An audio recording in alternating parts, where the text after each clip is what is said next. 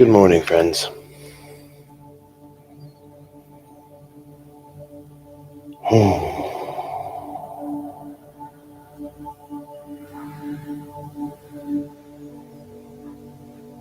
I am very grateful to be back here today at Journey Home. We are in the space, the public space that we've created in Southern Oregon and Cave Junction called Journey Home Support Services, and today is our opening day. We're going to have groups and individual services, meditation, support groups, all sorts of offerings that we're making towards a more connected and more compassionate community. So, this being the second day of Navratri, it's an auspicious time to open this new space, to celebrate the Mother Source, the Mother Energy, Mother Spirit, that I think we all need and we all have to offer. It's the part of us that wants to bring forth a loving life. And sometimes that looks very different depending on the situation. What does it mean to be loving? What does it mean to be loving in the face of hatred? What does it mean to be loving in the face of war or following an attack?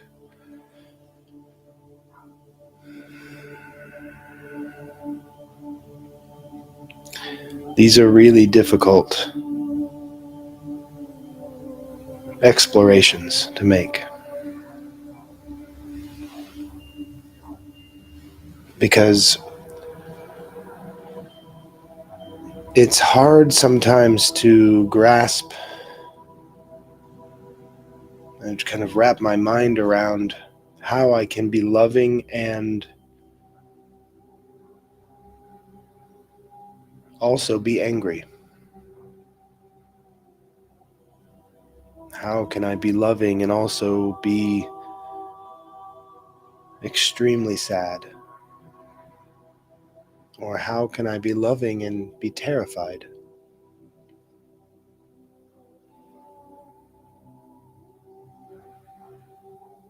What does it mean to show up in love?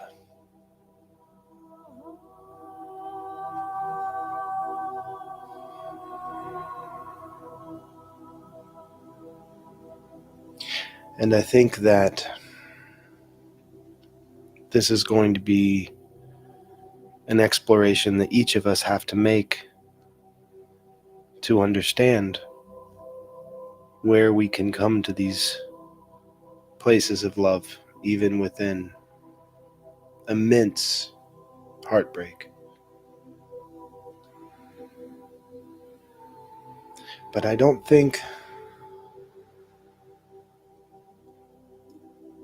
that heartbroken is actually the best term used to describe how I feel.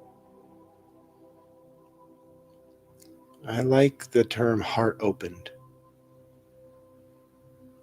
This was a heart opening act. This was a heart opening incident.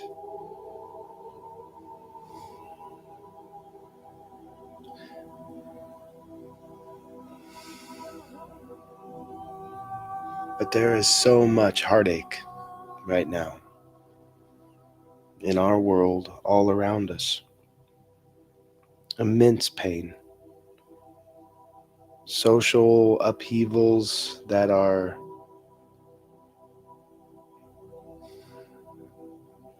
caused by so much suffering. People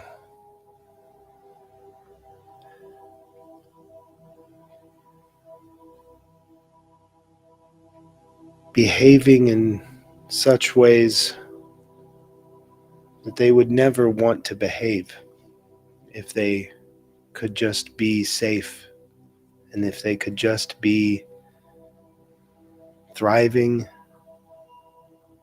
in their communities and in their cultures and in their expressions of love and in their conversations with God, whatever that may or may not look like. If people were able to have that safety and security and that compassion and love within their own homes and within their own communities, then there would be no need for this expression of violence. But people don't have that level of safety. And that's just a fact. There are many, many people who spend all of their days under threat. And even so, these are human beings who love. These are human beings who feel pain. These are family members and friends. These are neighbors. These are our lovers, our children, our brothers and sisters, siblings, our parents.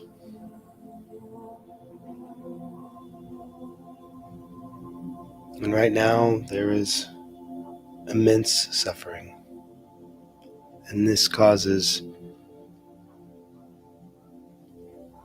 such turmoil and anxiety and fear and anger and all of these levels of despair and rage.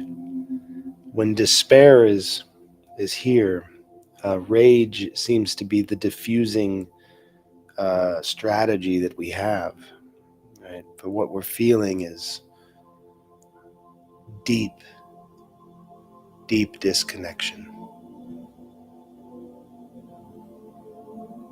And a really common response to that fear is to manufacture a sense of safety through opposition.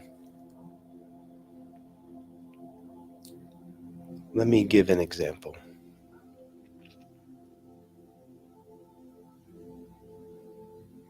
There's a movement within this Western culture and in the context of this country, the USA in particular, of fearful women who align themselves with the notion that they are in opposition to trans people, and they have manufactured and created this belief that they are doing their duties as women and mothers to protect their children from this threat that exists in their mind.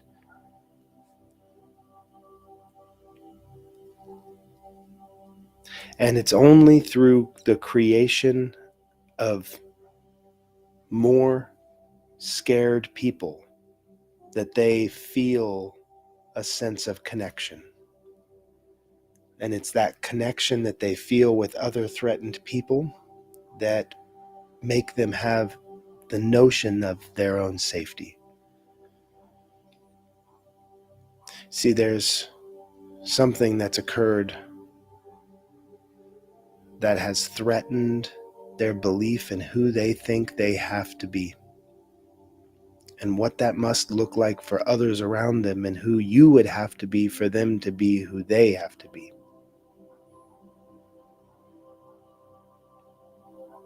And if you aren't willing or able to be what they want you to be, then you pose a threat to their way of life. This is in their head. This is their belief. And that's so isolating to them because they have such a narrow projected view of who they have to be. And no one can perform at that level. No one can fit the mold that's been created of this very narrow view of who we are as living beings. And so their entire existence of themselves is built upon a deeply rooted insecurity already. And the only way that they've found, the strategy they have found that works for them, is to create allies in a war. Instead of opening about their fear and their insecurity, they open with their hatred and their opposition. And this isn't limited to just small sects of zealots or fearful people. This is a pattern of behavior that many of us have and we have learned. And it comes up time and again when we create in ourselves the feeling of being other than someone else. That the very idea that this person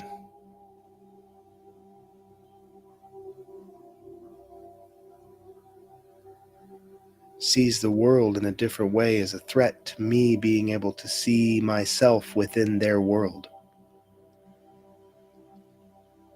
That's terrifying.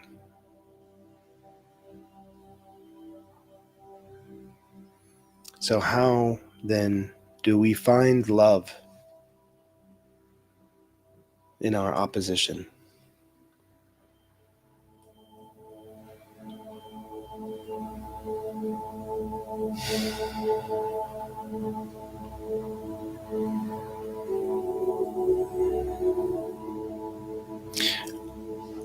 I think for now, it's to get in the way. Simply to be a loving force that refuses to move.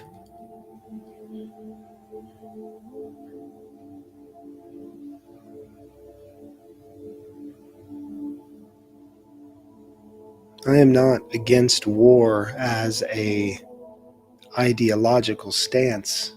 I am against war because I am in love with the world.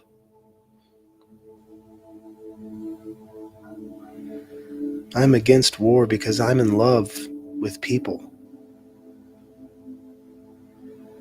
I'm against war because I refuse to be in love with money.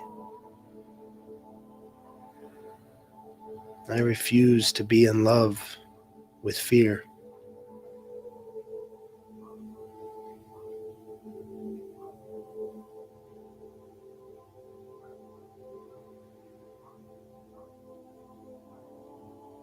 So when I am fearful, I have to meet myself with love. That's the only way that I know how to not feed the fear, but allow it to diminish.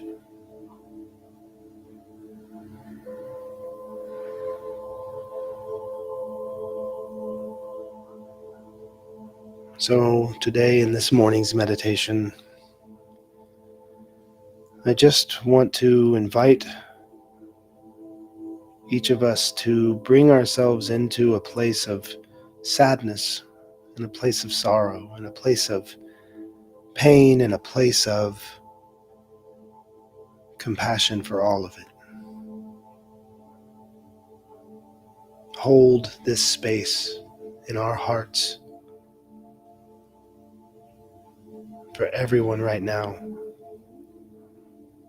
who's living under the bombs that are dropping. And if we can hold that space of love for those who are dropping the bombs. And we just need to get in the way. Just get in the way. So in this meditation, I'm going to put myself in the way and open myself to experience all of the emotions connected to my world right now. And like the mother, I'm going to hold it. And I'm going to nurse myself into love.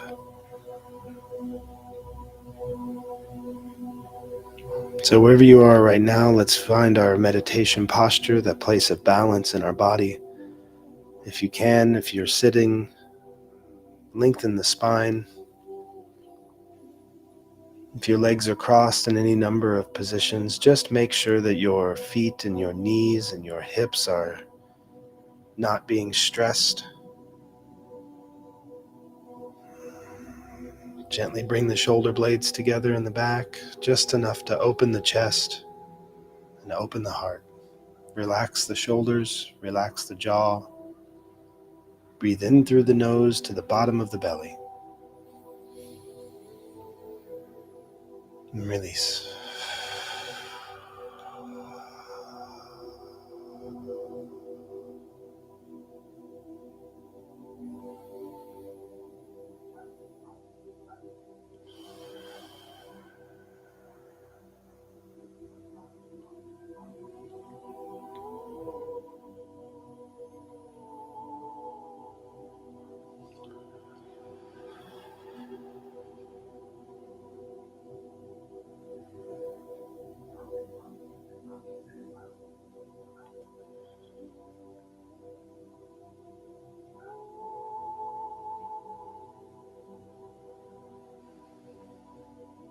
Breathing in through the nose and breathing out.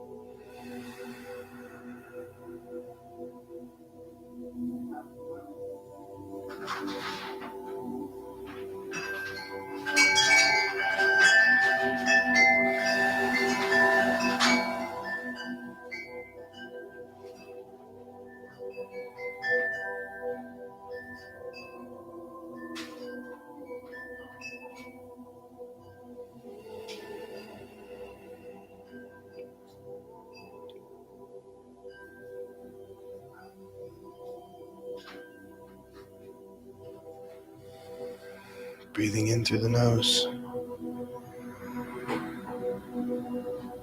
and out.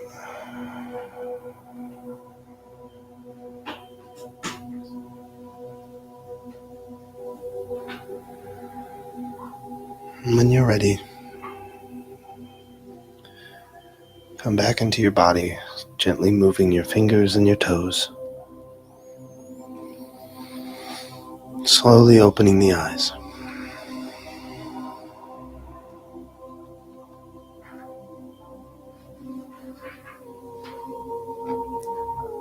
It is when we find our foundation, our security of love, that I am a loving being and I am a loved being.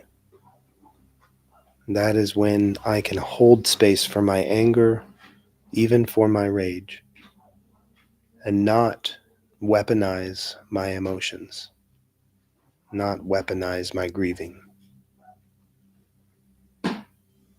And the less weapons that we have, the less likely the war will continue. Audio.